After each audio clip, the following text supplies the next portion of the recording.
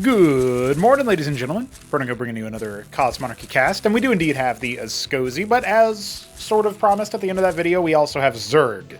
Kenoli in the bottom right is our Pumpkin Zerg, and in the top right we have Doglived, our Mahogany Askosi. And he's going to be going for a Radix opener. He seems to enjoy that.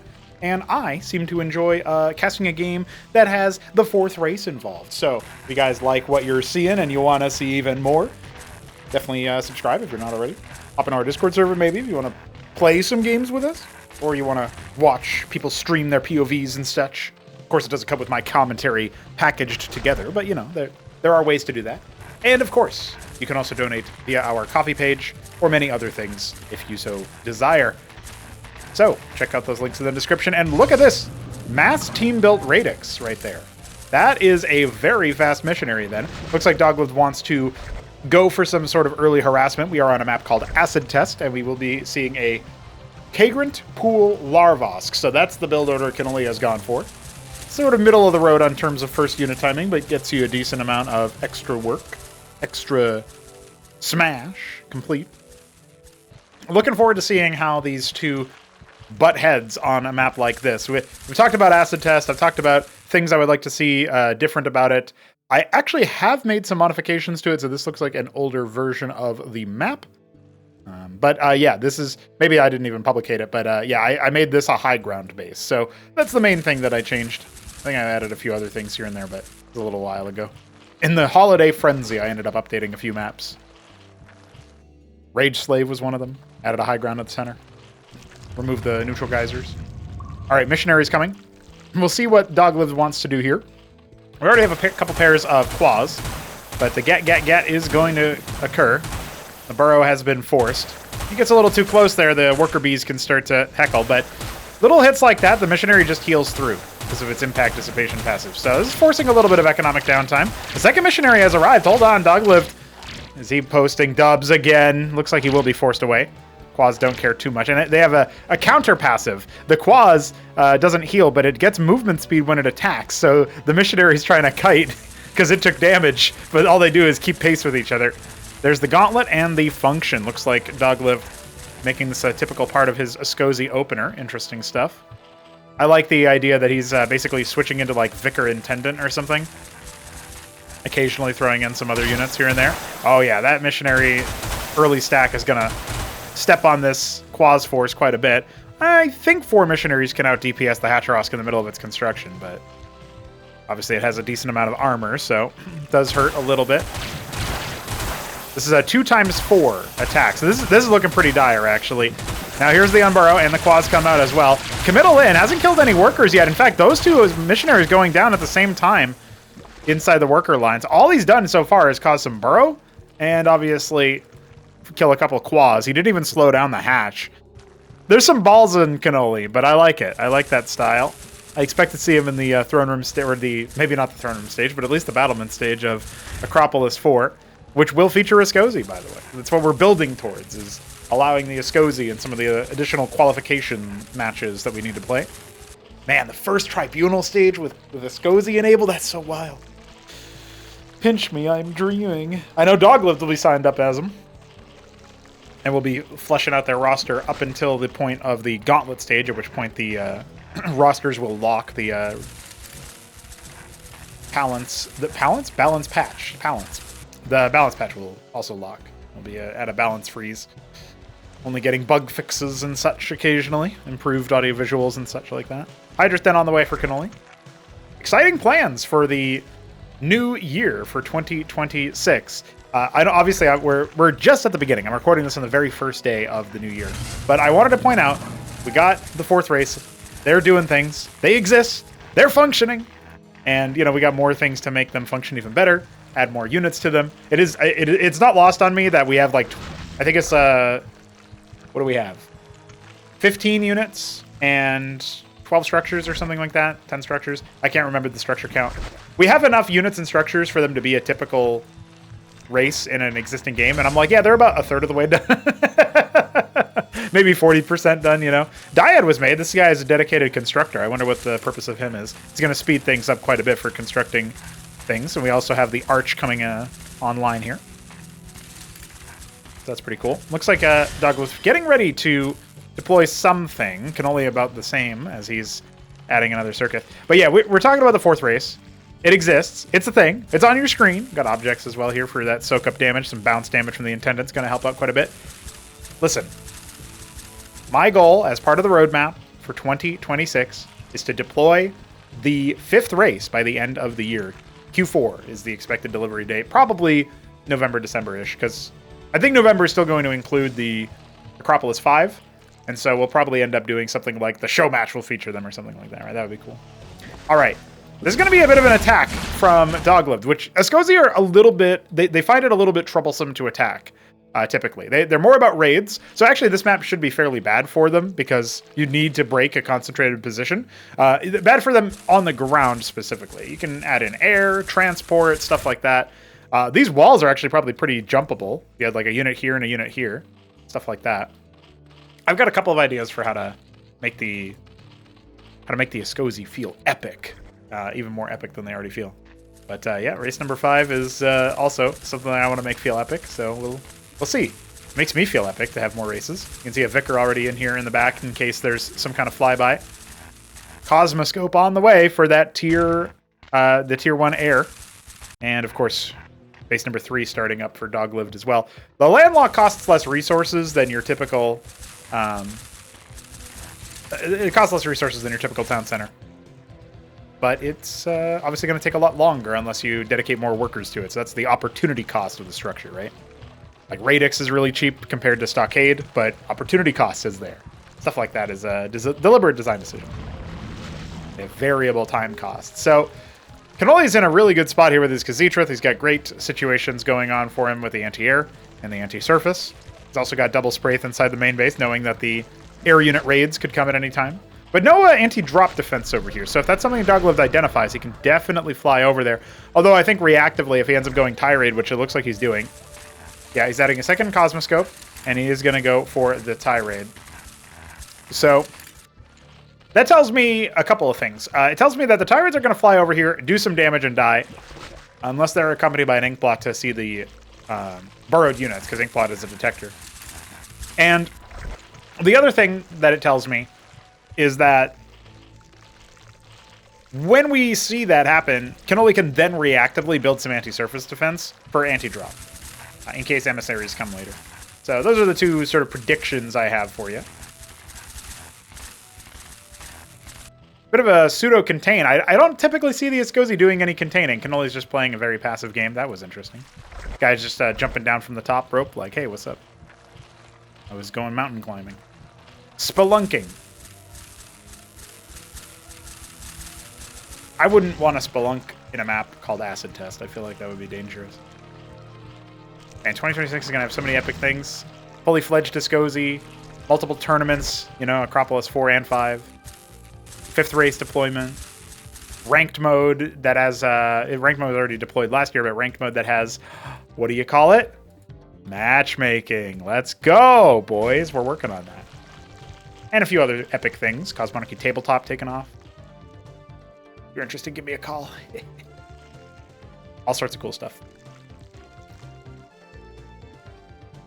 I feel like overall, the way that we're seeing Kenoli navigate this matchup is just to build up a bunch of Tetzora cores and move across the map. Let's see if that pays off for him, because Doglived has a little containment. Vicars are in a safe distance away from the Tets. The objects are absorbing all of the pressure, and here come the Tirades committing to the fight in the back line. That's going to absorb a lot of the Bacillus projectiles, and look at that. He's actually pushing him back here. I'm not sure he can break completely. Sort of like war on multiple fronts here, and then it looks like the Askosi are going to fall back best they can. We have one grandstand over here, not particularly epic. Oh dear. Yeah, that's a bunch of Vicars going down. Those are expensive units. You really don't want to be dealing with that. The Intendant passively attacking the Tetzora core, and the Tetzora core's happy about that. Like, yes, I will destroy you with yourself. More golems? No. More objects. Sorry, that's going to trip me up. Probably forever. A lot of Hydras, a lot of Teths being made. I feel like this is a spot where Doglived could still navigate the situation. But he is going to need a higher number of Tirades and I don't know. I mean, got the radixes being added. Yeah, it's hard to figure out what you do versus heavy armor as a Askosi. They don't have a great choice for that. Vickers did get buffed up a little bit, but they probably need a little bit more armor pen, or perhaps something else does. But again, in a frontal fight, they're not meant to win. They're actually meant to be a lot better at dealing with, you know, bigger fights. Oh, I fixed that bug already. That's how old this replay is. Anyway, shield overlay or not, the Zorkors are crashing her pawn, the Askosi Tide. I don't know that Doglived can stay alive here. He's got his Tirades coming back. See if he can do some kind of desperate fire support. He canceled that base number 3. Even if he loses all of his workers over here in this position, it might not matter. Oh yeah, look at that. He's actually going to outlast him. He's only got a couple of 10 Zorkors left to deal with. And sure, they can take a while, but the Tirades are here for that. And that will be, what is that? 7 Zorkors pushing in. A lot of landlock corpses, a lot of Pilgrim corpses around the landlock. Would be kind of funny if the landlock passively scrapped corpses around it to give extra resources. That would be pretty sick. I dig that. While the Tirades are very slowly dealing with these, they are taking some fatal damage, by the way, from the Zorkor passive. Something that people don't necessarily think about. All right. Worker count. Slightly favoring our Zerg player. That can be changed. That can be arranged. I'm still waiting for the day people start doing macro landlocks, not just for extra workers, but slime out dyads, proselytes, especially. I feel like stuff like that's pretty neat.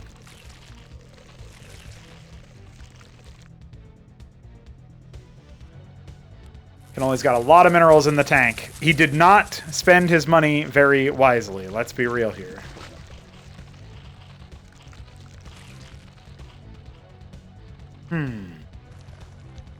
Going for double expansion, though.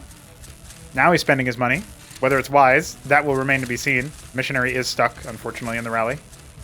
People will learn SimCity over time, right? And these 2 Tirades are indeed embedded. No visual read for that yet, but if we see some ink blots be made, then you'll see that. Be changed. Oh my god, what is this gas pathing? Don't worry, he doesn't need it. All right, can the Askosi do anything in this position? That object is finally cleaned up, embedded a long time ago. So the ground army is going to cycle away. This one missionary is kind of just off on his lonesome, but it looks like he will actually survive. The Zorkors didn't do it by themselves last time. The map is awash with additional Askosi movement. Vickers come out, pretty good number. Going to get a round of missionaries out to spend on the minerals. They're actually, I think they do all right versus Bactylisks in particular, because the bounces are somewhat absorbed by the initial shots as they're moving forward. In a sustained fight, they will eventually die, but I can see them working out pretty well versus Bactyls.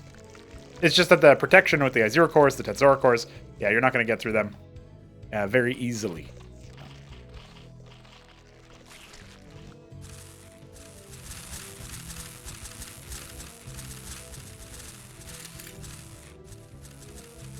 One thing that's been really interesting about the way that the Askosi have been taking shape conceptually is I see them be played, and then I have ideas for like, okay, this is a deficiency in their current game plan, in their current tech tree or whatever, or this is like a thing that I actually want to, remove from their game plan or reduce in their game plan, but what do I give them in return? What do I give them in exchange? That kind of thing.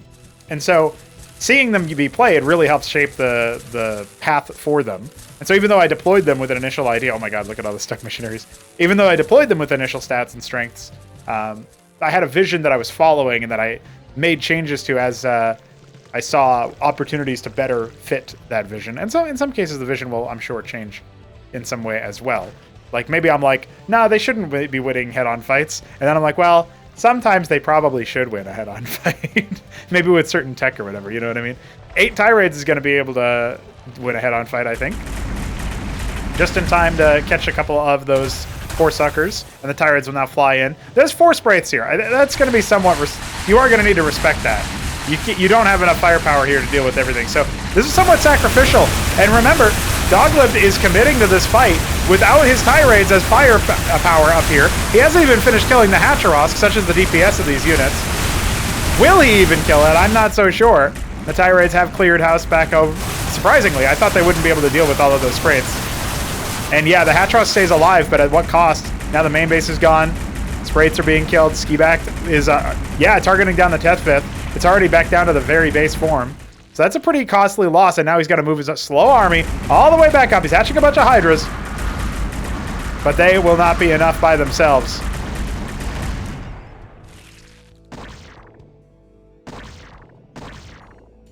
So the Tyrant is supposed to attack like the Madrigal, where it's a delayed burst of the lasers. Oh no, and they come up here and finish off the hatch. That is heartbreaking. Oh, poor Kenoli. I've noticed his APM rather lacking. He must have had some holiday cheer. This match was played on the 29th of December. A little bit earlier than the Hit 'em Up game that we casted yesterday. Shout out to Hit 'em Up. Another guy who really likes the idea of having a 4th race. I'm sure he'll like the idea of having a 5th race. Eventually we will have 6 races, guys. That is my personal opinion and objective in life. But that probably will need, I think adding one Cosmonarchy-sized race per year while also doing all the other things that I'm doing, like content and, campaigns and stuff, and tournaments and all that, I think that's fair. He scoops up a couple of those missionaries, gets them into the emissary, and loads them out somewhere else. Now he's going to try to crunch in and see what he can do. Tirades are going to be the heavy hitters here. The Bactals are not really able to deal with them by themselves. Oh, I love the presence of the Golem there as well. Down goes the landlock. The natural broke it open. Those extra bases not quite saturated or even finished in some cases. Doglived now trying to play around the extremis of the fight. Let's see. Can he hold it? Looks like Tetzoricors were dragged up here. Not much of a front line left, actually, for the Zerg army. Hold on. I think the Askosi might be able to wipe this up. It doesn't necessarily mean Doglived is going to win the game if he does so, but he doesn't look like he has to lose the game either. You know what I'm saying? This looks possible. This looks doable. The Cosmoscopes are taking some damage, but are not going to be dealt with. And look at that. Coasting those Tirades into their deployed form. Happy to see them there. And one Tetzoricor arrives. Oh my god. It's killing everything. You cannot kill it. It's better to team build. Yeah, you figured it out. Oh, very slowly the Grandstand will actually do some damage, but I don't think it's going to quite be enough. Yeah, here come the Tirades, though. Oh. Eviscerate. Oh, he burrows! What the filth. Wait, get that Pilgrim up there. There's a Pilgrim. Just taxing the APM. I like it. Now, there is that 3rd base that's been established in the meanwhile. 4-hour Zerg player, 11 pairs of Nathracors, 4,300 minerals. Unbelievable. Only types hash. I was told that the hash didn't impact the game. Actually, that is kind of unbelievable, but it is Kenoli. Normally I'd be like, yeah, this replay's broken. But, we just saw him make Nathracors and stuff. He's just not spreading his minerals. That's a Kenoli moment. Does he have a Calculate? No, he doesn't. He's just making them for anti-Tirade, it looks like. Yeah, 7 Skiths, 8 Iziricors. Replay's fine. Game's fine. Fake hash. Fraud. Oh yeah, and 4 Pilgrims are trying to reach the next realm, but there's something in the way. They can't quite navigate it. Tirades are going to come in, see what they can do here. See what they can commit to this fight. There's no burrow. So a lot of these Tirades are definitely going to make matters happen. Okay, unload some missionaries over here off to this side. Remember that those Nathracors exist. Wow, he's just going to clean house on this 3rd base. Kenoli was thinking about fighting it, but it's a little bit too late now, I think, right? And especially as the missionaries come in. Oh, suddenly he's down to 1 mining base. I thought the Zerg was about to win the game. LOL, WTF. LOL. Is he talking about the drop? I'm not entirely sure. Maybe I missed what they were talking about. He'll clean up the infantry at the very least. But he's down to a lot. Maybe... Did he get abused in the way that you sometimes get notification abused? Like I attack one spot and then I attack another spot at the same time and you only get the loud, "You're under attack" in one spot, even though your minimap's going off in multiple spots. I wonder if that's what happened. Maybe that's why he was WTFing. Well, indecision has cost Kenoli. He's building up his forces. He's got a ridiculous amount of minerals, and he could spend it on more Droleth or indeed more expansions. So that is the thing. Or I guess macro hatches at this point. Looks like his Tetzorocore did get cleaned up at some point. He's going to make a bunch more and spend down some of that minerals. Wow, that's almost half his bank. I feel like Doglived is going to be able to rock his world, though. Yeah, the drop is cleared, but Tets weren't ready. Okay, the Tyrants go down very quickly, but oh, most of the air units got softened up, though. And look at all the missionaries and the vicars. Yeah, this one's a little too much, I think. The Khazitra tries its best, but all the Tets were not ready in time. He had to rebuild the swamp and everything. Still trying to micro his units around. The Tets finish up. I don't think they're going to be enough. A desperate hold for a desperate man. If you can call a Zerg a man. You can. It's freedom of speech. And freedom for the Askosi to claim a victory, which I didn't think was going to happen, to be honest with you. I was pretty sure that... I was pretty sure that Zerg would win. I was pretty sure Zerg here. Reinforcements coming in as well. We've got vicars and missionaries. More bases being set up behind it. Maybe the replay was somewhat affected here, but I'm imagining Kenoli made a couple more units. But I mean, listen. It is what it is, boys. The Askosi win versus Zerg. That's what matters. They won game. Except I see I see the screen for Kenoli up here.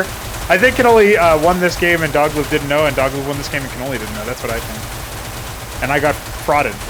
But listen, the new replay policy is if you tell me the replay works and I cast it and it doesn't work, it's your fault. I upload the video anyway. Owned. Oh, they actually had to fight and struggle a little bit there versus the Tetzorocores. Still alive.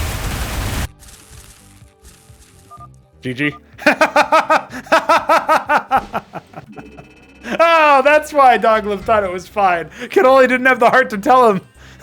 All right, when is the first real Askosi win going to be posted versus any of these other races, huh? There was technically one versus Terran. It was Doglived versus Kutiam. That was cool. That was when Dog was up against Kutiam, and there was a gentleman's agreement to only use Tier 1. I don't know if I count that either. When's the first real Askosi win going to be posted versus anything other than other Askosi? You'll have to stay tuned in the channel to find out. What a wild ride this is. That's another thing in 2026. Remove those desyncs from the game, goddammit. All right, GG, boys.